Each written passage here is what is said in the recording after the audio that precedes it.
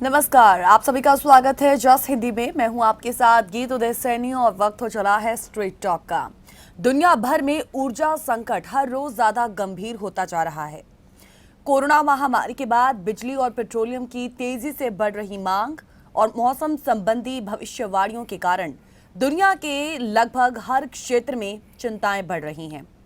आप जानते हैं कि कोयले और पेट्रोलियम पर निर्भरता घटाते हुए ग्रीन एनर्जी की तरफ बढ़ने की अपनाई गई नीतियों ने मुश्किलों में और इजाफा किया है। हम देख रहे हैं कि पश्चिमी देशों में सरकारें उपभोक्ताओं को इस संकट के असर से बचाने की पुरजोर कोशिश कर रही है, लेकिन कई देशों की सरकारों ने स्वीकार किया है कि वो ऊर्जा की महंगाई रोकने में कैपेबल नहीं है। लगभग आज पूरी दुनिया इस समय ऊर्जा संकट का सामना कर रही है, पावर क्राइसिस का सामना कर रही है, एनर्जी क्राइसिस का सामना कर रही है। कहीं प्राकृतिक गैस तो कहीं कोयले की कमी से ऊर्जा जरूरतों को पूरा करना आज चुनौती बन गया है। भारत की बात करें तो भारत में भी कई पावर प्लांट्स पर कोयले की आपूर्ति कम होने की बात कही जा रही है। राज्य सरकारें इसे लेकर चिंता जाहिर कर चुकी हैं और कई बिजली संयंत्र कोयले की कमी का सामना इस वक्त कर रहे हैं। इसी तरह प्राकृतिक गैस की सप्लाई भी एक बड़ी चुनौती बनती जा रही है। जहां एक तरफ इसकी सप्लाई पर्याप्त नहीं है, तो वहीं इसकी मांग भी अब लगातार बढ़ती जा रही है और कीमतों में वृद्धि भी लगातार हो रही है, क्योंकि किसी देश में ऊर्जा जरूरतों को वर्तमान ही नहीं बल्कि भविष्य को ध्यान में रखकर पूरा किया जाता है। लेकिन अब अचानक दुनिया के कई देशों में ऊर्जा संकट की जो एक पिक्चर सामने आ रही है, वो चिंताएं और बढ़ाती जा रही हैं, क्योंकि प्रोडक्शन कम है, कीमतें लगातार बढ़ रही हैं। जानकार इसके पीछे कोई एक कारण जिम्मेदार नहीं मानते, बल्कि वो कई वजहों ने मिलकर इस स्थिति को पैदा किया है, उनका ये मानना है। और विशेषज्ञों के ही मुताबिक संकट का निकट भविष्य में कोई समाधान फिलहाल दिखता नहीं। कई बड़े देशों पर इस ऊर्जा संकट का गंभीर असर इस वक्त देखने को मिल रहा है और पूरी दुनिया इसके प्रभाव से गुजर रही है। ऐसे में क्या इतने बड़े संकट का अंदाजा किसी को नहीं था या कहीं कोई चूक हो गई है? कोयले की कमी से ऊर्जा जरूरतों को पूरा करना क्योंकि एक बड़ी चुनौती बन चुका है। सवाल ये कि आज जिन देशों का जिक्र लगातार हो रहा है, चाहे वो यूरोप की बात करें, चीन की बात करें, भारत की बात करें, चीन या अन्य यूरोपीय जो कंट्रीज हैं, उसमें ऊर्जा संकट आखिर गहराया क्यों है और इसके पीछे आज सबसे बड़ी वजह क्या कही जा सकती है? क्या चीन की खदानों में कोयला खत्म हो गया है या चीन में कोयले की किल्लत उत्पन्न हुई है? कल दुनिया में तेजी से बदल रहे सियासी समीकरण में इसकी कोई बड़ी भूमिका है? आज का स्ट्रेट टॉक इसी पर होगा। आइए करते हैं शुरुआत। ऊर्जा यानी एनर्जी किसी भी देश के लिए विकास का एक सबसे बड़ा इंजन होती है। किसी देश में प्रति व्यक्ति ऊर्जा की खपत कितनी होती है, ये वहाँ के जीवन स्तर का एक सूचक कहा जाता है और इस दृष्टि से भी दुनिया के कई देशों में भारत इस वक्त नीचे है। देश की आबादी बढ़ रही है और बढ़ती आबादी के उपयोग के लिए हमारी आवश्यकताएं भी लगातार बढ़ रही हैं और इसके लिए द्रुत गति से देश के औद्योगिकरण और कृषि के विकास की आवश्यकता होती है। औद्योगिकरण, परिवहन इत्यादि के लिए ऊर्जा की जरूरत होती है। अनफॉर्चुनेटली खनिज तेल, पेट्रोलियम और गैस के हमारे जो नेचुरल सोर्सेस हैं वो बहुत लिमिटेड हैं और इस समस्या का तात्कालिक समाधान तो शायद निकाल लिया जाएगा, लेकिन दीर्घकालिक उपायों पर भी गौर करना जरूरी है। इस वक्त पूरे विश्व का ध्यान इस संकट से निपटने पर है ताकि आने वाले समय में बिजली या अन्य जरूरतों में कटौती का सामना ना करना पड़े। लेकिन फिलहाल दुनिया के कई देश इस परिस्थिति से गुजर रहे हैं, जिनमें चीन भी है, यूरोपियन कंट्रीज भी हैं और साथ ही साथ भारत भी उसी लाइन में खड़ा हो चुका है। आइए आज जब हम बात ऊर्जा संकट की कर रहे हैं, ऊर्जा संकट की ओर बढ़ते हुए इस दुनिया की बात कर रहे हैं और उससे जुड़े सवाल क्या हैं, चाहेंगे जरा हमारे व्यूवर्स भी इस पर गौर करें और उसके बाद आप भी आज स्ट्रीट टॉक का हिस्सा बन सकते हैं। अपनी राय या अपने थॉट्स, अपने विचार या कुछ और इस विषय से जुड़े अपनी बात रखना चाहेंगे तो आप कॉल हमें कर अपनी राय हमारे साथ साझा जरूर करें। आइए सवालों पर नजर डालते हैं। आज जब हम बात ऊर्जा संकट की ओर बढ़ रही दुनिया की बात कर रहे हैं, पूरी दुनिया में इस वक्त क्यों अचानक प्राकृतिक गैस की कमी होने लगी है? सवाल यह है कि बिजली किल्लत का ये जो असर है वो सारी दुनिया पर क्यों पड़ सकता है, क्योंकि दुनिया के अभी फिलहाल कुछ कंट्रीज पर ही इसका असर पड़ा है, लेकिन ये धीरे धीरे पूरी दुनिया में बड़ा संकट किस तरीके से बन सकता है। इतने बड़े संकट का अंदाजा किसी को नहीं था या फिर कहीं चूक हुई है? आप कॉल कर इस पर भी अपनी राय साझा कर सकते हैं कि ग्रीन बिजली क्योंकि हमेशा से ही एक विकल्प रही है, ऑप्शन रही है, लेकिन दुनिया के कई देशों की जो एक कहें ज्योग्राफिकल सिचुएशन है या फिर कहें उसका एक जो स्ट्रक्चर है उसके अकॉर्डिंगली ही ग्रीन बिजली को, ग्रीन एनर्जी को प्रोड्यूस किया जा सकता है, लेकिन ये भी अपने आप में एक बड़ा चैलेंज। सो ऐसे में ग्रीन बिजली बन सकती है पेट्रोल या फिर कोयले का एक बड़ा विकल्प? क्या कोयला मुक्त भविष्य अभी बहुत दूर लगता है? पूरी दुनिया में ये जो अचानक प्राकृतिक गैसेस की कमी होने लगी है, इसकी सबसे बड़ी वजह हम किसे माने? आप कॉल कर अपनी राय इन सब सवालों पर दे सकते हैं। अपने थॉट्स, अपने विचार हमारे साथ जरूर साझा करें। उम्मीद करते हैं कि आज के इस विषय पर आप अपनी राय हमारे साथ जरूर साझा करेंगे, प्रोग्राम का हिस्सा जरूर बनेंगे। दुनिया के दो बड़े देशों की जब हम बात करते हैं, क्योंकि इनका जिक्र पहले किया गया, इस हफ्ते बहुत बड़ी ऊर्जा संकट से गुजर रहे हैं। चीन में हम आपको बताना चाहेंगे कि कोयले के उत्पादन की कमी से बिजली संकट छा गया है। करोड़ों घर ऐसे हैं जहां पर बिजली एकदम गुल हो गई है और ब्रिटेन में भी पेट्रोल डीजल की जो एक शॉर्टेज है वो बहुत ज्यादा अनएक्सपेक्टेड शॉर्टेज जो है वो देखने को मिल रही है। जहां तक बात एक्सपर्ट्स की है, एक्सपर्ट्स मानते हैं कि इस संकट के पीछे काफी हद तक पैंडेमिक यानी कि कोरोना महामारी एक वजह है, लेकिन यही एक कारण नहीं हो सकता। सबसे बड़ी बात यह है कि आने वाले दिनों में दुनिया के बाकी हिस्सों को भी इसी ऊर्जा संकट से गुजरना पड़ सकता है, जिसके लिए अभी से तैयारी करनी जरूरी है। और इसमें सबसे पहला नाम अमेरिका का ही लिया जा रहा है, जहां ठंड में ऊर्जा की डिमांड बहुत ज्यादा बढ़ जाती है, क्योंकि चीन अप्रत्याशित बिजली संकट झेलने को आज मजबूर हुआ है। उत्तरी चीन में इस वक्त लाखों लोगों को बिजली कटौती झेलनी पड़ी है। फैक्ट्रियां इस वक्त बंद पड़ी हैं। पावर सप्लाई बंद होने से फैक्ट्रियों में लगे वेंटिलेटर जैसे उपकरण भी आज ठप पड़ चुके हैं, जिसके चलते मजदूरों के शरीर में कार्बन मोनोऑक्साइड चला गया है और उन्हें अस्पताल पहुंचाने की नौबत तक आ गई है।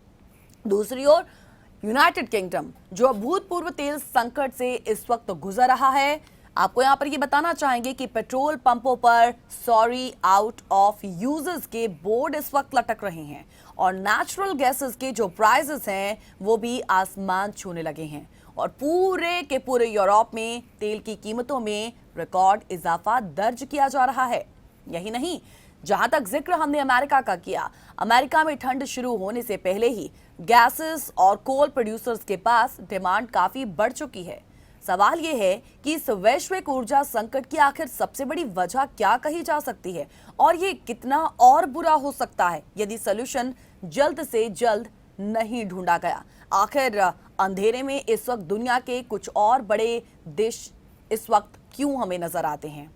जहां तक जिक्र सबसे पहले हम चीन का करें तो चीन में ऊर्जा संकट के लिए वो खुद से ही जिम्मेदार माना जा रहा है और ऐसा नहीं है कि चीन में कोयले का प्रोडक्शन बंद हो चुका है या फिर चीन की जो खदानें हैं वहां पर कोयला खत्म हो चुका है। दरअसल माना जा रहा है कि चीन अपनी ऊर्जा संयंत्रों के लिए ऑस्ट्रेलिया से भी बड़ी तादाद में कोयला लेता था, लेकिन ऑकस के गठन के बाद दोनों देशों के बीच जो दूरी है वो अब बढ़ चुकी है। ऑस्ट्रेलिया और अमेरिका की नजदीकी जो है वो चीन को आज नागवार गुजरी है और चीन की जो कम्युनिस्ट सरकार है उसने ऑस्ट्रेलिया से कोयले की आपूर्ति को बंद कर दिया है। चीन सरकार ने ये फैसला अचानक से लिया और ऑस्ट्रेलिया से कोयले की आपूर्ति तत्काल बंद कर दी गई। तो इसका असर तो होना ही था। इसका असर चीन में कोयले से चलने वाले संयंत्रों पर पड़ा। कोयले पर निर्भर चीनी संयंत्र बंद होने लगे और इसका सीधा का सीधा असर ऊर्जा उत्पादन पर पड़ गया। ऑकस दरअसल ऑस्ट्रेलिया, ब्रिटेन और अमेरिका का एक सुरक्षा गठबंधन है जिसे जो चीन है वो अपने खिलाफ आज मानता है। और ऑकस के गठन के बाद से ही चीन ने ऑस्ट्रेलिया से अपने संबंधों को तोड़ने के क्रम में ये कदम उठाया। चीन ने ऑस्ट्रेलिया से कोयला लेना बंद कर दिया। सवाल यह है कि अभी चीन के अलावा जो यूरोपियन कंट्रीज हैं उसमें भी ऊर्जा की कमी का आखिर सियासी कारण सबसे बड़ा क्या है। दरअसल यूरोपियन कंट्रीज की जहां तक बात है वो अपनी प्राकृतिक गैसों की आपूर्ति के लिए रूस पर डिपेंड है और इन यूरोपियन कंट्रीज की 43% प्राकृतिक गैस की जो सप्लाई है वो रूस से होती है। हालांकि दुनिया में ऊर्जा संकट के कारण रूस से होने वाली इस आपूर्ति में कमी आई है और रूस से पाइपलाइन के जरिए यूरोपीय देशों को प्राकृतिक गैस पहुंचाई जाती है और यही पाइपलाइन यूक्रेन और पोलैंड से होकर आती है। इन दोनों देशों से रूस के संबंधों में तनाव है। रूस ने गैस आपूर्ति को बेहतर करने के लिए नॉर्ड स्ट्रीम पाइपलाइन योजना तैयार की है, लेकिन सियासी समीकरणों के चलते कई यूरोपियन कंट्रीज ने अभी तक इस पाइपलाइन योजना को फिलहाल मंजूरी नहीं दी और अमेरिका भी इस पाइपलाइन का विरोधी रहा है। हालांकि अमेरिका का आज तर्क है कि अगर सीधी पाइपलाइन योजना को मंजूरी दे दी गई तो यूक्रेन, पोलैंड को इसका आर्थिक खामियाजा भुगतना होगा और इन दोनों देशों को आर्थिक नुकसान जरूर होगा। सियासी समीकरणों की आज लगातार बात कर रहे हैं, सियासी नुकसान की बात लगातार आज कर रहे हैं। फिलहाल आज ऊर्जा संकट की ओर बढ़ती दुनिया की जब बात हो रही है, चाहेंगे कि आप अपने व्यूज हमारे साथ जरूर आज साझा करें। फिलहाल एक छोटे से ब्रेक के लिए रुक रहे हैं, जल्द लौटेंगे स्ट्रेट टॉक में। Welcome back after the break. आप देख रहे हैं स्ट्रेट टॉक। ऊर्जा संकट की ओर बढ़ती दुनिया की बात आज कर रहे हैं और अभी फिलहाल कुछ देशों का हमने जिक्र किया जहां पर फिलहाल ऊर्जा संकट जो है वो देखने को मिल रहा है और फिलहाल भारत भी अब चर्चाओं का विषय बन चुका है। इससे पहले ब्रेक में जाने से पहले हम लगातार उन आर्थिक नुकसानों की बात कर रहे थे। हालांकि दूसरी कंट्रीज के साथ जो अभी फिलहाल रिलेशंस खराब हुए हैं उसकी वजह से भी इन देशों का जिसका जिक्र आज हम कर रहे हैं जो ऊर्जा संकट से इस वक्त गुजर रहे हैं उनके रिलेशन उन देशों के साथ बिगड़े हैं। दैट इज वाई उनको इसका आर्थिक नुकसान भी झेलना पड़ा और इन नटशेल आज उनको इस ऊर्जा संकट का सामना भी करना पड़ रहा है। कुछ सियासी कहें नुकसान की हमने बात की थी, लेकिन क्योंकि जानकार फिलहाल इस ऊर्जा संकट के लिए इस पैंडेमिक को भी जिम्मेदार मानते हैं। सवाल यह है कि इस ऊर्जा संकट के लिए कोरोना महामारी जो है वो कितनी बड़ी जिम्मेवार है। दरअसल ऊर्जा संकट के लिए कोरोना महामारी एक बड़ा कारक हो सकता है। इसको हम इस तरीके से समझ सकते हैं कि भारत समेत क्योंकि दुनिया में कोरोना महामारी के दौरान लॉकडाउन और सरकारी प्रतिबंधों के चलते कई उद्योग धंधे जो हैं वो बंद हो गए थे और इन उद्योग धंधों के बंद होने से यहाँ जो खपत होने वाली ऊर्जा है वो उस वक्त ठप पड़ गई। इससे ऊर्जा की मांग में भारी कमी आई क्योंकि बिजली का संग्रह नहीं किया जा सकता, इसीलिए ऊर्जा संयंत्रों ने कम प्रोडक्शन का फैसला लिया और इसके चलते कोयले की मांग में भारी गिरावट आ गई और इस गिरावट के कारण कोयला खदानों में भी मांग की कमी देखी गई है। लेकिन कोरोना महामारी के एक बार फिर से उद्योग धंधे पटरी पर कोरोना महामारी का जैसे एक थोड़ा डाउनफॉल दुनिया में आया है, इसके बाद फिर से जो उद्योग धंधे हैं दोबारा से पटरी पर लौटने लगे और इसके साथ ही ऊर्जा की खपत में तेजी से इजाफा भी हुआ है और इसका अंदाजा इस बात से लगाया जा सकता है कि एनर्जी की मांग में 3 गुना ज्यादा इजाफा हुआ है। लेकिन किसी ने इतनी ज्यादा मांग की उम्मीद ही नहीं की थी और इससे मांग और आपूर्ति का समीकरण जो है, जो सप्लाई और डिमांड का जो समीकरण है, इक्वेशन है, वो एकदम से बदल गई। रूस में भी ऊर्जा की खपत बढ़ गई और कोरोना महामारी के दौरान यहां पर प्रोडक्शन पर असर पड़ा। दरअसल दुनिया में 90% बिजली प्रोडक्शन कोयला संयंत्रों से ही होती है। लेकिन क्लीन एनर्जी के नाम पर पश्चिमी देशों और अमेरिका में कोयला के उत्पादन में गिरावट हुई है और इन मुल्कों में कोयले के प्रोडक्शन को इंसेंटिव नहीं दिया जाता है। इसी के चलते इस पर होने वाले जो टेक्नोलॉजिकल एडवांसेस हैं या फिर कहें इन्वेस्टमेंट एक्ट हैं, वो भी कहीं ना कहीं धीमे जरूर पड़ गए। नवकरणीय ऊर्जा के प्रोत्साहन के चलते कोयले में निवेश बंद हो गया और इसका एक डाइवर्स इफेक्ट है दुनिया भर के कोल इंडस्ट्री पर पड़ता दिखा है और इसकी असर दुनिया भर में कोयला इसका जो असर है वो दुनिया भर के कोयला उत्पादन पर भी पड़ा है। माना जा रहा है कि अमेरिका और पश्चिमी देशों के इस रुख के चलते भी कोयले की मांग और आपूर्ति में एक बड़ा गैप जो है वो पैदा हो गया। सवाल आज फिर ये बना कि भारत पर इसका असर क्या पड़ेगा। ऐसा लगता है कि शायद अब असर पड़ने लग गया है। निश्चित रूप से ग्रीन रेवोल्यूशन या ग्रीन एनर्जी की तरफ बढ़ते कदमों और इन्वेस्टर्स की कोयला उत्पादन में घटती रुचि ने यहां पर कोयले का जो प्रोडक्शन है उसको बहुत लिमिटेड किया है। जाहिर है कि इसका असर भारत पर भी पड़ेगा। अब दरअसल अन्य मुल्कों की तरह एशियाई कंट्रीज में भी ऊर्जा की जो खपत है और जो मांग है उसका इजाफा हुआ है। अब चीन, भारत दो ऐसे बड़े मुल्क हैं जो दुनिया की पूरी आबादी का 40% हिस्सा अपने पास रखते हैं। अब दोनों ही मुल्क अपनी ऊर्जा जरूरतों के लिए काफी हद तक कोयले पर डिपेंड है और कोयला के आयात के मामले में चीन जो है वो दुनिया में नंबर 1 पर है और भारत तीसरे नंबर पर है और कोयले के उत्पादन के मामले में चीन और भारत क्रमशः रिस्पेक्टिवली नंबर 1 और 2 पर आते हैं। ऐसे में हम इसे कह सकते हैं कि एक पुरानी अर्थव्यवस्था का बदला जो है वो आज सामने आ रहा है और इसके पीछे कुछ तर्क भी विशेषज्ञों द्वारा दिए जा रहे हैं। वो तर्क आपके साथ मैं जरूर शेयर करूंगी। जहां तक माना जा रहा है कि इस पुरानी अर्थव्यवस्था का बदला आप कह सकते हैं। पहला तर्क तो ये दिया जा रहा है कि कोरोना महामारी की वजह से ऊर्जा की मांग कम हो जाने के बाद अचानक से डिमांड बढ़ने से सप्लाई चेन का एक बैलेंस है वो बिगड़ा। एक्सपर्ट्स की राय में एक हद तक इस तर्क में दम भी है क्योंकि जलवायु परिवर्तन पर काफी हो हल्ला के बावजूद अभी भी दुनिया जीवाश्म ईंधन या परंपरागत ऊर्जा पर ही ज्यादा डिपेंडेंट है, जैसे कि तेल, कोयला और गैस। लेकिन जानकार ये भी मानते हैं कि पिछले 5 से 10 सालों में कई इन्वेस्टर्स ने क्लाइमेट कंडीशंस पर वैश्विक जोर होने के चलते नवीकरणीय ऊर्जा के सोर्सेस पर बहुत ज्यादा इन्वेस्ट किया, लेकिन इस चक्कर में परंपरागत ईंधन पर निवेश में बहुत बड़ी कमी रह गई और मौजूदा संकट के पीछे ये एक सबसे बड़ा कारण भी माना जाता है।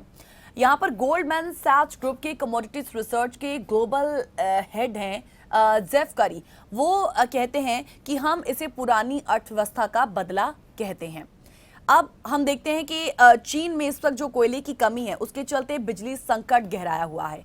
तेल की कीमतें अभी 3 साल के उच्चतम स्तर पर करीब $80 प्रति बैरल के आसपास चल रही हैं और यूरोप, जहां पर कोयला, गैस और पानी की किल्लत की वजह से ऊर्जा के दाम आज आसमान छूते नजर आते हैं और चीन के पास तत्काल उपयोग लायक पर्याप्त कोयले का एक बड़ा अभाव है, जिससे परंपरागत ईंधनों की कीमतें लगातार बढ़ रही हैं।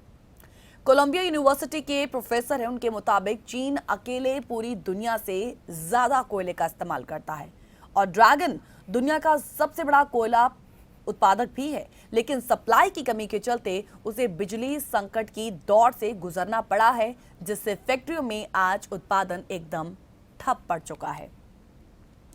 चीन की ऊर्जा संकट के पीछे कई फैक्टर्स ने काम किया। वहां बिजली की कीमतें नियंत्रित हैं और इसकी वजह से जब कोयले की कीमतें रिकॉर्ड लेवल पर भी पहुंच गईं, तो भी कंपनियां जो हैं वो अतिरिक्त लागत उपभोक्ताओं या फिर फैक्ट्रियों से नहीं वसूल कर सकती थी और इसका मतलब है कि कई कंपनियों को घाटा हो रहा है और वो डिमांड पूरा करने के लिए कोयले का प्रोडक्शन बढ़ाने से आज कतरा रही हैं। चीन के national development and reform commission ने कंपनियों को डिमांड और सप्लाई के आधार पर कीमतें बढ़ाने की इजाजत दी है, लेकिन ये आज साफ नहीं है कि वो कितनी कीमतें आगे बढ़ा सकते हैं।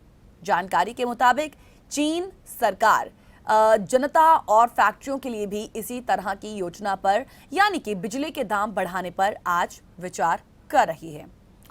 यूके की बात करें, यूके में 90% पेट्रोल पंप सूखे हैं। सो इस तरह यूके के मौजूदा पेट्रोलों के दामों को जब हम लें तो अनलोडेड पेट्रोल करीबन 1.83 डॉलर प्रति लीटर के आसपास और डीजल 1.86 डॉलर के करीब है। और ये जो कीमतें हैं वो अप्रैल 2012 के रिकॉर्ड लेवल के लगभग पास पहुंच चुकी हैं। सिर्फ ज्यादा दाम ही परेशानी की वजह नहीं है, लोग घबराहट में ज्यादा पेट्रोल खरीद रहे हैं। नतीजा, इस हफ्ते 90% पेट्रोल पंप में टंकियां खाली हो चुकी हैं। जानकार कहते हैं कि संकट की इस स्थिति को ब्रेक्जिट और गंभीर बना रहा है, क्योंकि इसके चलते लॉरी ड्राइवर्स की कमी है और पेट्रोल पंपों पर तेल की सप्लाई करने में आज काफी प्रॉब्लम हो रही है। अब ब्रिटिश पीएम बोरिस जॉनसन ने 10,000 विदेशी लॉरी ड्राइवर्स को तात्कालिक वीजा देने की बात कही है, लेकिन ये भी शायद पर्याप्त नहीं होगा। बहरहाल ब्रिटिश सरकार ने सेना को ट्रक चलाने के लिए अलर्ट रहने को कहा है। आज जब हम लगातार ऊर्जा संकट की ओर बढ़ती दुनिया की बात कर रहे हैं, इसका असर धीरे धीरे अन्य देशों पर भी पहुंचेगा। अमेरिका खुद भी, क्योंकि सर्दियों में ये संकट झेल सकता है और ऊपर से इस महामारी के दौरान सब कुछ ठप पड़े रहने से और मजदूरों की कमी से वहां भी ऑयल सेक्टर पहले से ही दबाव में है और कंपनियां कहती हैं कि उन्हें या तो कुशल कारीगर नहीं मिल पा रहे और मिल रहे हैं तो उनकी मांग के मुताबिक वो उन्हें ऑफर करने की सिचुएशन में है ही नहीं। यानी कि अमेरिका भी तत्काल उत्पादन नहीं बढ़ा सकता कि दुनिया के दूसरे देशों को भी थोड़ा बहुत आपूर्ति की जा सके।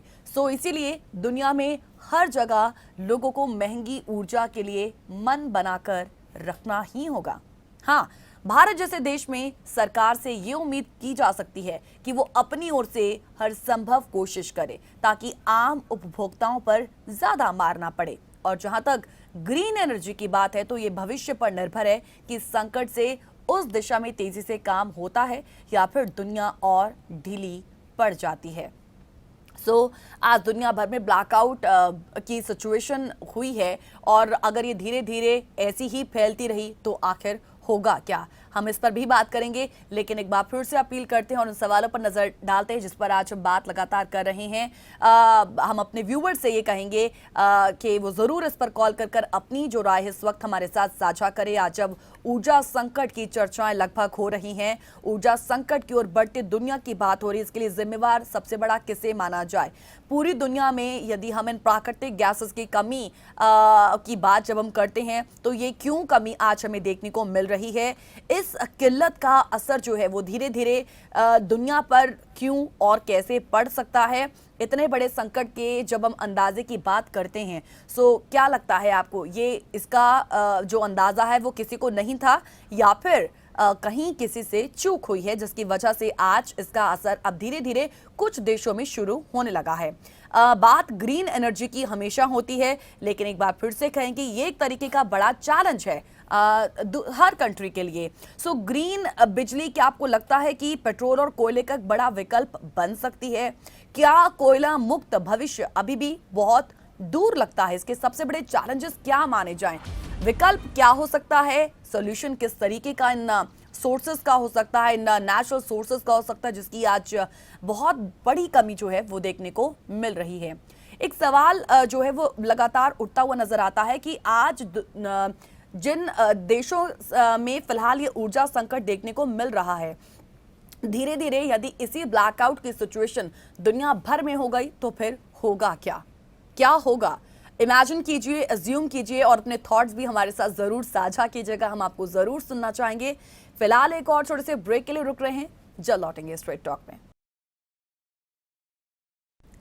Welcome back after the break. आप देख रहे हैं स्ट्रेट टॉक। इस हफ्ते की भी शुरुआत, पिछले हफ्ते की शुरुआत इनफैक्ट आपने भी महसूस यदि किया होगा, जो फेसबुक है और व्हाट्सएप है इसका भी एक ब्लैकआउट देखने को ज़रूर मिला। उस हफ्ते की जो शुरुआत है वो फेसबुक व्हाट्सएप के ब्लैकआउट के साथ हुई थी और सबने ये महसूस किया कि करीबन करीबन 6 घंटे तक दुनिया के 300 करोड़ लोग इन सोशल मीडिया प्लेटफॉर्म का इस्तेमाल नहीं कर पाए थे। लेकिन सोचिए, अगर आने वाले दिनों में पूरी दुनिया पावर ब्लैकआउट में चली जाती है, यानी पूरी दुनिया में बिजली उत्पादन ठप हो गया, तो आखिर होगा क्या? बिजली के इस संकट की शुरुआत क्योंकि चीन से हुई, फिर यूरोप और दक्षिण अमेरिका के भी कई देश इसका शिकार हुए और अब इस संकट ने भारत को भी अपना शिकार बनाया है। भारत के कई बड़े पावर प्लांट में कोयले की भारी कमी हुई है और इन पावर प्लांट्स में भी बिजली का उत्पादन होता है और फिर यहाँ से बिजली की सप्लाई आपके और हमारे घरों, इनफैक्ट सभी दफ्तरों और फैक्ट्रियों तक भी होती है। भारत में 135 पावर प्लांट्स ऐसे हैं जो कोयले से चलते हैं और इनमें से 107 पावर प्लांट्स ऐसे हैं जिनके पास अगले 5 दिनों का उससे भी कम कोयला बचा है। 28 पावर प्लांट्स ऐसे हैं जिनका कोयला अगले 2 दिनों में ही खत्म हो सकता है। शायद यही सबसे बड़ी वजह है कि हमारे घर या दफ्तरों की जो बिजली है वो आज बार बार कट भी रही है और फिलहाल सबसे खराब सिचुएशन जो है इस वक्त भारत में उत्तर प्रदेश, जम्मू कश्मीर, लद्दाख की है। भारत के बिजली मंत्रालय ने साफ किया है कि ये संकट जो है वो अगले 5 से 6 महीनों तक बना रह सकता है, इसीलिए लोगों को तैयार रहना होगा क्योंकि भारत में 70% बिजली का उत्पादन आज भी कोयले से ही होता है और कोयले की डिमांड ज्यादा और सप्लाई जो है वो काफी कम है।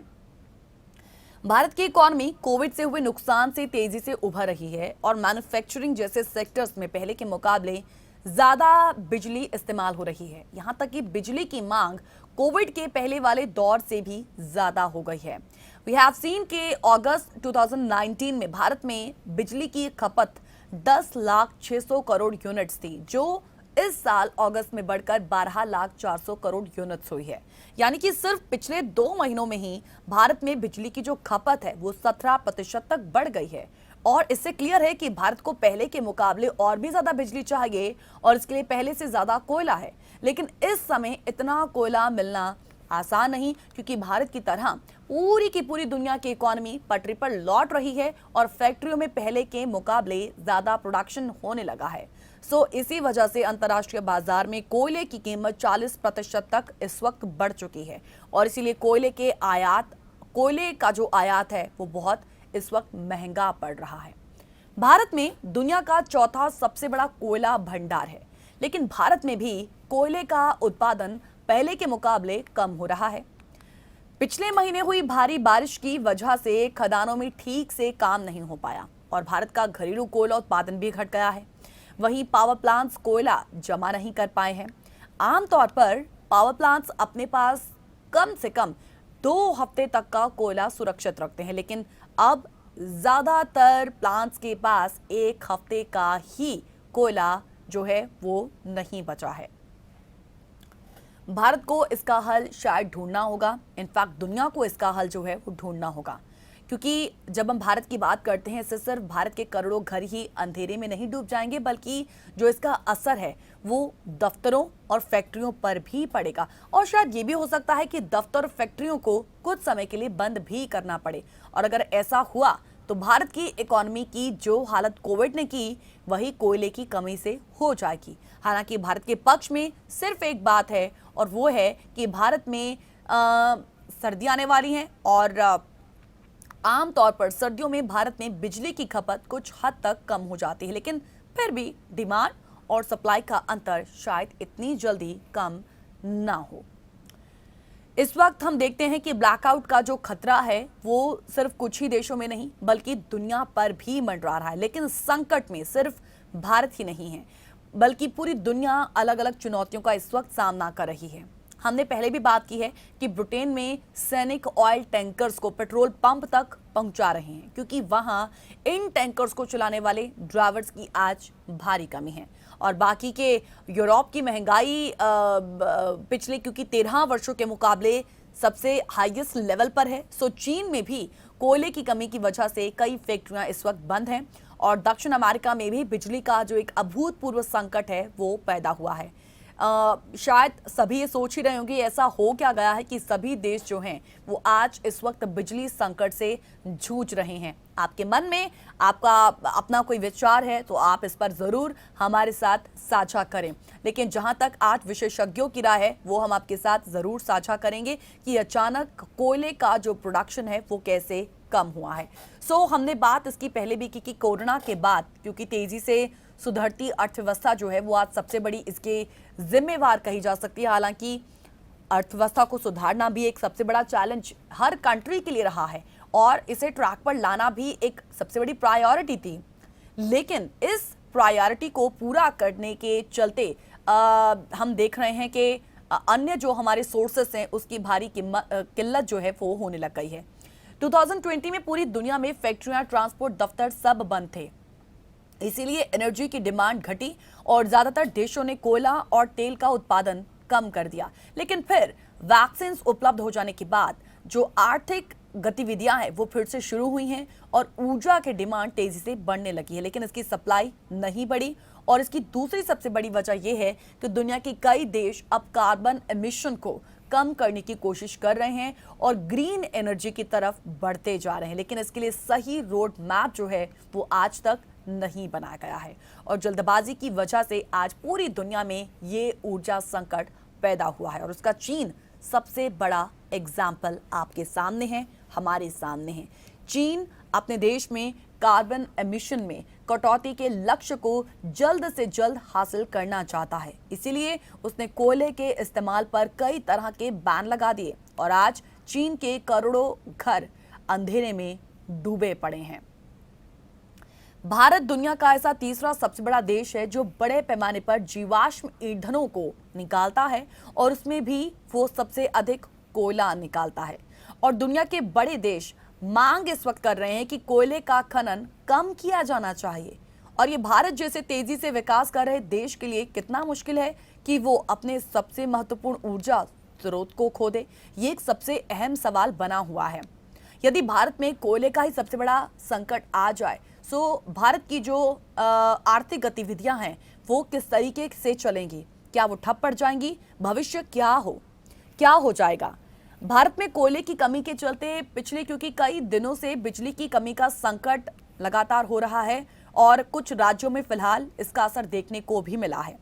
आज इस पर पॉलिटिक्स भी खूब इंडिया में हो रही है। दिल्ली के मुख्यमंत्री अरविंद केजरीवाल ने आने वाले दिनों में बिजली की कमी आशंका जताते हुए केंद्र सरकार को लेटर लिखा था, लेकिन केंद्र सरकार का साफ तौर पर मानना है कि कोल शॉर्टेज इंडिया में नहीं है। उत्तर प्रदेश में कोयले की कमी के कारण इस वक्त 8 बिजली संयंत्र बंद हैं। देश में 3 या 4 दिनों का कोयला बचे होने की जानकारी है। हालांकि कोयला मंत्रालय की तरफ से कहा जा चुका है कि देश की ऊर्जा जरूरतों को पूरा करने के लिए इस वक्त हमारे पास पर्याप्त मात्रा में कोयला मौजूद है। बिजली आपूर्ति बाधित होने की आशंका पूरी तरह गलत बताई जाती है। बिजली संयंत्रों में करीब 72 लाख टन कोयला इस वक्त मौजूद होने की जानकारी है, जो 4 दिनों के लिए फिलहाल पर्याप्त बताया जा रहा है। इस वक्त वहीं कोल इंडिया लिमिटेड के पास 400 लाख टन कोयला है, जिसकी आगे आपूर्ति की जा रही है। इस साल सितंबर 2021 तक घरेलू कोयला आधारित बिजली उत्पादन में लगभग 24% की वृद्धि हुई है। हालांकि जानकार इससे इत्तेफाक आज बिल्कुल नहीं रखते, क्योंकि उनका मानना है कि ये जो संकट है वो आज का नहीं बल्कि पहले से बना हुआ है। भारत की स्थिति को लेकर जो आर्थिक मामलों के जानकार हैं उनकी भी इस पर अलग अलग राय है और वो मानते हैं कि भारत में ऊर्जा आपूर्ति के संकट को लेकर राज्य सरकारों से लेकर बिजली कंपनियां तक आज चिंता जाहिर कर चुकी हैं, फिर भी सरकार आज इससे इनकार कर रही है। भारत में ऊर्जा संकट के पीछे कई कारण आज जिम्मेदार बताए जाते हैं, जैसे कि लॉकडाउन खुलने के बाद ग्लोबली और घरेलू मांग में बढ़ोतरी, और इस साल क्योंकि बारिश भी बहुत ज्यादा हुई है जिससे कोयला गीला हो गया। कोयला वितरण करने वाली जो कंपनियां हैं वो भी कर्ज में इस वक्त डूबी हुई हैं, तो उत्पादन बहुत कम हुआ है। लेकिन ये संकट रातों रात हरगिज नहीं आया है। विशेषज्ञ मानते हैं कि गुजरात, पंजाब, राजस्थान, दिल्ली और तमिलनाडु ने नाराजगी के साथ भारत सरकार को लिखा था कि बिजली प्रोडक्शन के कारखाने बंद हो जाएंगे। सबके पास 2 या 3 दिन का कोयला ही है, लेकिन कोयला मंत्री, ऊर्जा मंत्री आर.के. सिंह, प्रहलाद जोशी किसी भी संकट से फिलहाल इनकार करते नजर आते हैं। उन्होंने कहा कि 2-4 दिनों में सब ठीक हो जाएगा, लेकिन अगर संकट नहीं है तो लोग इतने चिंतित आखिर क्यों हैं? अब जानकार इन स्थितियों का फायदा कुछ कंपनियों को होने की आशंका भी जताते हैं। कोयले की मांग बढ़ने से उसके दाम बढ़ेंगे, जिसका फायदा कोयला उत्पादक कंपनियां उठाएंगी। लेकिन फिलहाल पूरे के पूरे विश्व का ध्यान इस संकट से निपटने पर है, ताकि आने वाले समय में बिजली या अन्य जरूरतों में कटौती का सामना ना करना पड़े। अब तो सिर्फ यही चिंता हो रही है कि अब आगे होगा क्या।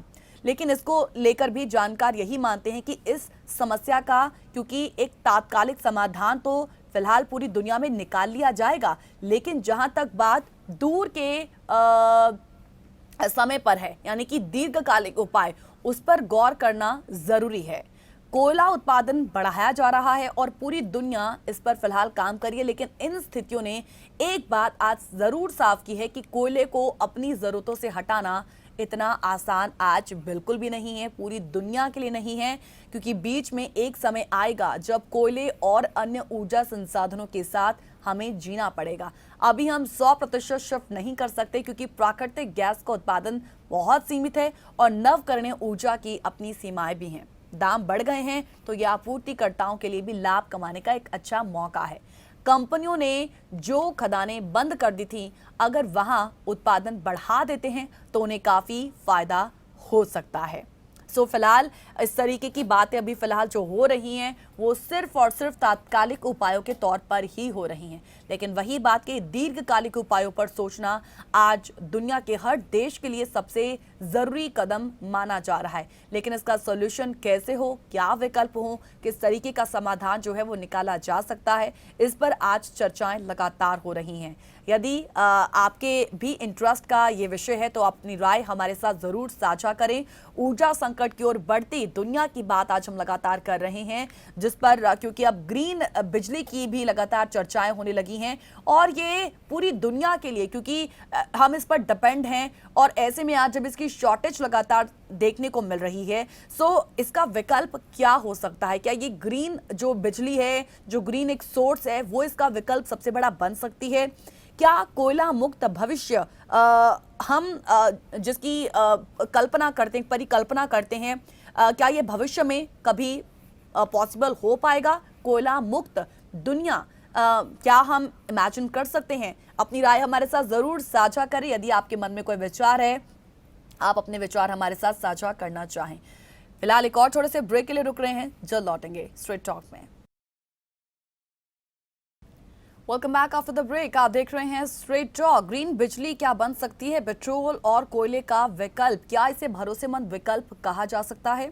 इस पर कोलंबिया यूनिवर्सिटी के centre on global energy policy की research associate Kristen Smith energy system को कार्बन मुक्त करने के लिए शोध करती हैं और पूरी दुनिया क्योंकि कार्बन उत्सर्जन घटाने की कोशिशों के तहत ही बिजली पर ज्यादा ध्यान दे रही हैं। सो अभी ग्रीन बिजली बनाने के लिए wind turbine, solar panel, geothermal और न्यूक्लियर पावर की तकनीक मौजूद है। सो इसके जरिए ही कोयला और तेल के इस्तेमाल को चरणबद्ध तरीके से हटाने और उत्सर्जन घटाने में मदद मिली है। लेकिन यहाँ पर तकनीक के साथ भौगोलिक सिचुएशंस पर भी ध्यान देना होता है।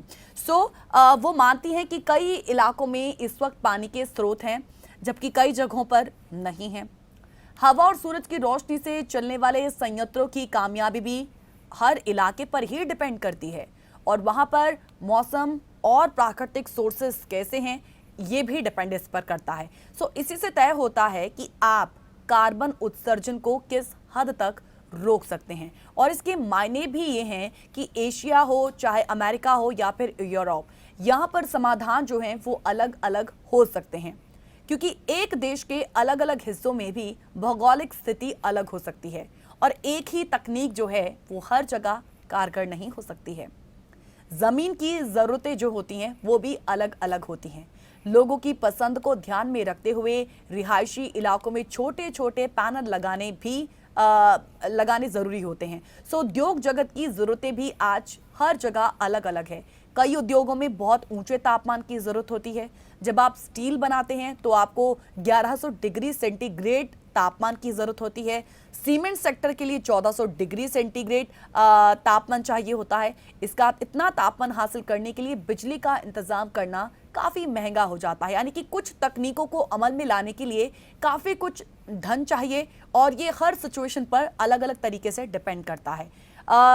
जमीन पर उतारने और जेब के माकूल बनाने के लिए भी सरकारी नीतियों के सपोर्ट की एक बड़ी जरूरत होती है। सो इस दिशा में कामयाबी के लिए तकनीक, वित्तीय इंतजाम, बेहतर नीतियां और सही भौगोलिक सिचुएशंस और थोड़ा शायद किस्मत का साथ भी चाहिए जब हम इस ग्रीन बिजली को अमल में लाने की बात करते हैं। कुछ टेक्निक्स के इस्तेमाल के लिए अलग जतन की भी जरूरत मानी जाती है, लेकिन हर रास्ते में रुकावटें भी मौजूद हैं। हालांकि इसी लक्ष्य को हासिल करने के रास्ते में समस्या महत्वाकांक्षा की नहीं बल्कि पॉलिसीज तैयार करने को लेकर है। दुनिया को बिजली के सहारे दौड़ाने और ग्रीन हाउस गैसों के उत्सर्जन पर पूरी तरह से रोक लगाने के लिए कई जरूरी तकनीक्स जो हैं वो पहले से मौजूद है, लेकिन सबसे बड़ी दिक्कत जरूरत सही जगह पर सही तरीके से आजमाने और सिस्टम में एक बैलेंस लाने की होती है। सो इसके लिए ही निवेश, सही राजनीतिक सोच और काफी संसाधनों की भी आज जरूरत है। वो मानती हैं कि शायद इतने पर भी हर जगह इस्तेमाल के लिए माकूल और सस्ती बिजली शायद ना मिल पाए। क्लीन हाइड्रोजन और बायोफ्यूल कुछ हद तक इन जरूरतों की भरपाई कर सकते हैं, लेकिन इसके बीच हमें ये समझना होगा कि आज दुनिया भर के करोड़ों लोग प्रदूषण रहित स्रोत से सस्ती बिजली हासिल करने का ही आज इंतजार शायद कर रहे हैं। सो ये थोड़ा डिफिकल्ट भी है दुनिया के हर देशों के लिए, क्योंकि जैसा वो मानती हैं कि स्ट्रक्चर पर डिपेंड करता है, ये सिचुएशन पर डिपेंड करता है और हर जगह जो प्रोडक्शन की जो कैपेसिटी होती है वो अलग है, लोगों के डिमांड, लोगों की ज़रूरतों के हिसाब से। सो स्ट्रक्चर जब तक क्योंकि काफ़ी डिससिमिलैरिटीज़ हैं, सो ऐसे में ये काफ़ी ज़्यादा अभी फ़िलहाल डिफिकल्ट लगता है। सो जहाँ तक बात हम इन विकल्पों की करते हैं, सो ये अभी के लिए फिलहाल काफ़ी टफ लगता है, लेकिन फिलहाल अगर हम ये सवाल उठाते हैं कि कोयला मुक्त भविष्य अभी दूर है, सो जवाब यही होगा कि वाकई ये अभी दूर ही लगता है। सो ये हमारी इमेजिनेशन से अभी फिलहाल काफ़ी परे है।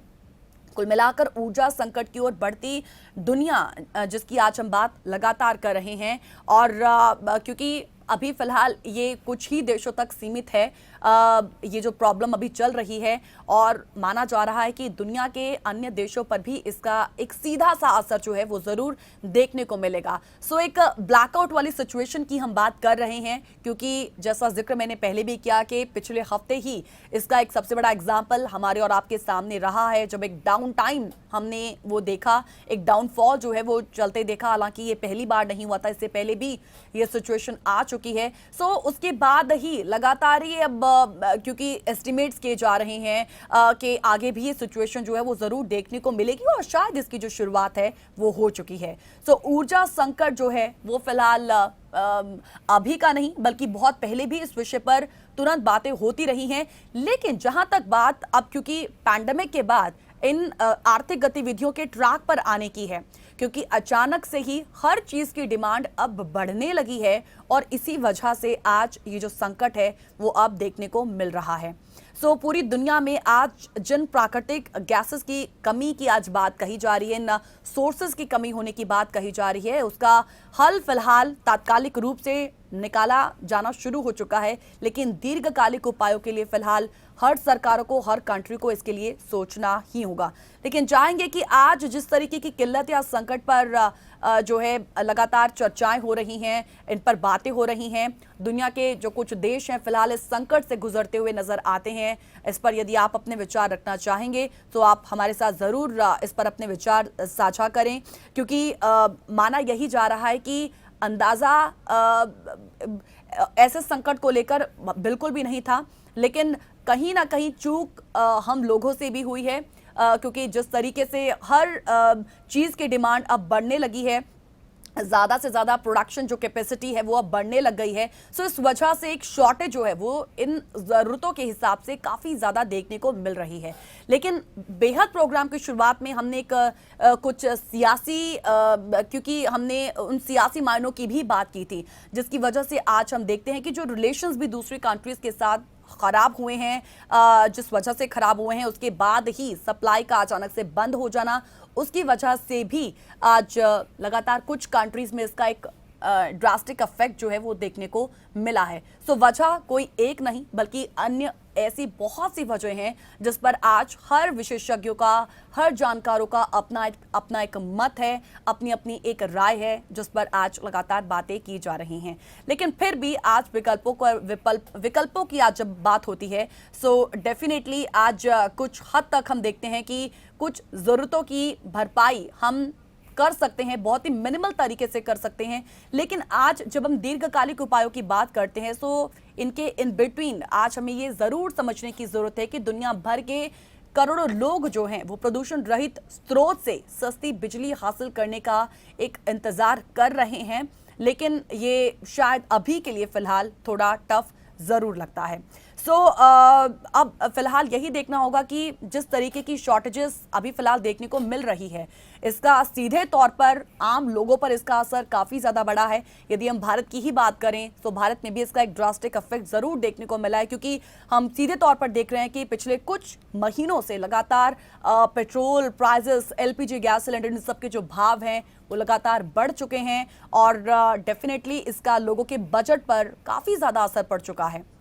सो ये ऊर्जा संकट जिस पर सरकार की अपनी एक राय है, लेकिन एक अलग पॉलिटिक्स जो है फिलहाल वो इंडिया में इस पर देखने को मिल रही है। सो ऊर्जा संकट का लेकिन भारत पर भी इसका ड्रास्टिक इफेक्ट पड़ा है, जिसके सीधे तौर पर कहा जा रहा है कि जो कोयला बचा है वो सिर्फ ये 2 या 4 दिन के लिए है। सो ऐसे में जब भारत का ये हाल है, जो एक कोयले का एक सबसे बड़ा एक प्रोडक्शन हाउस जिसे कहा जाता है, वहां पर इसका ये असर देखने को मिल रहा है, तो खुद ही अंदाजा लगाया जा सकता है कि दुनिया के अन्य देशों में भी इसका असर जो है वो कैसा है। फिलहाल ऊर्जा संकट की ओर बढ़ती दुनिया का फिलहाल एक इफेक्ट जो है वो देखने को मिल रहा है, लेकिन ब्लैकआउट से पूरी दुनिया किस तरीके की होगी, इस पर सोचना विचारना शायद दुनिया के हर देशों को आज सोचना ही होगा। इंतजार इसी बात को लेकर है कि जहां तक सपना इस बात को लेकर होता है कि प्रदूषण रहित स्रोतों से सस्ती बिजली हासिल की जा सके, ये शायद सपना ही ना रह जाए। सो फिलहाल आज के लिए इतना ही। स्ट्रेट टॉक में आज के लिए इतना ही। कल एक नए विषय के साथ होंगे आपके सामने रूबरू। जस हिंदी के बाकी प्रोग्राम देखने के लिए कीप वॉचिंग जस हिंदी। नमस्कार।